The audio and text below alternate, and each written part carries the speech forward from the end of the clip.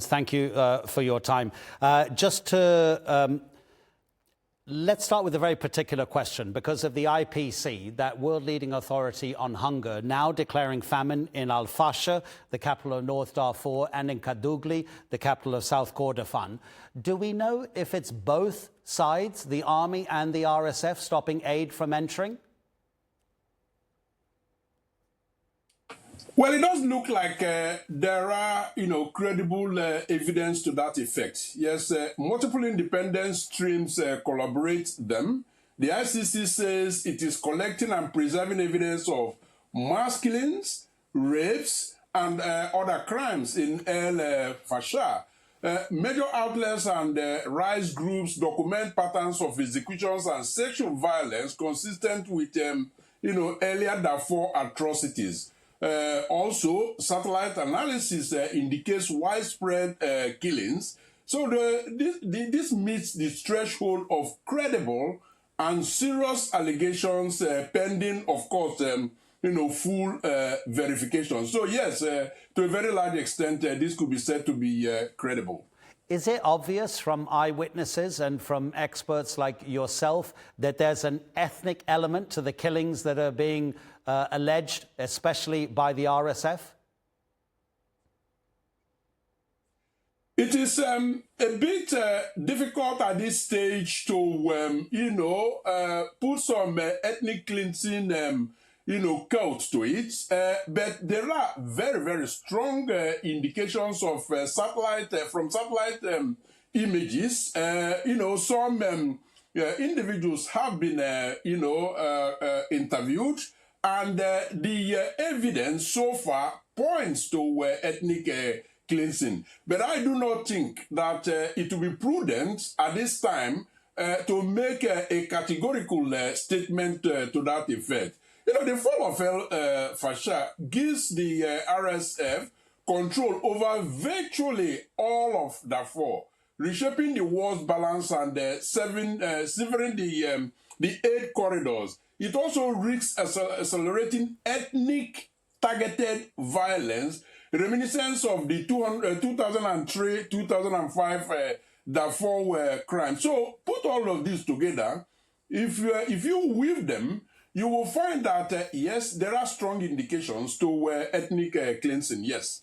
Collins, what are the dangers for the security of neighboring nations? Not only are some of them home now to many, many Sudanese refugees, there's neighboring South Sudan that might also become involved in this. That's been a warning for a long time here. What about the fallout for neighboring nations? There is a risk of, very serious, fallout. We are beginning to see trinkets of it at this moment. And that is why, they call for a ceasefire, 72 hours. But then, of course, renewable has become an imperative of the time. Because not doing that, actually opens the door wide open, for, neighboring countries to be affected in a major way. So, yes, indeed, it is gravitating towards that end, but I believe it is, preventable. 14 million displaced across Sudan is the largest in the world. And, I think, the international response, ICC collecting evidence and so on and so forth, will help to, forestall further mayhem.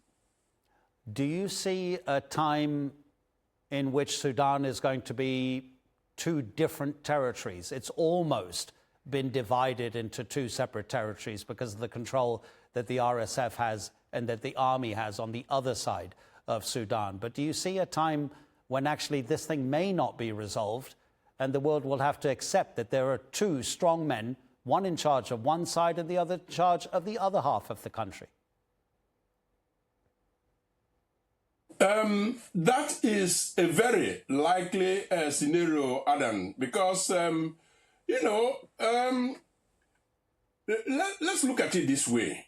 Near-term prospects, of, a truce is limited, but not entirely zero.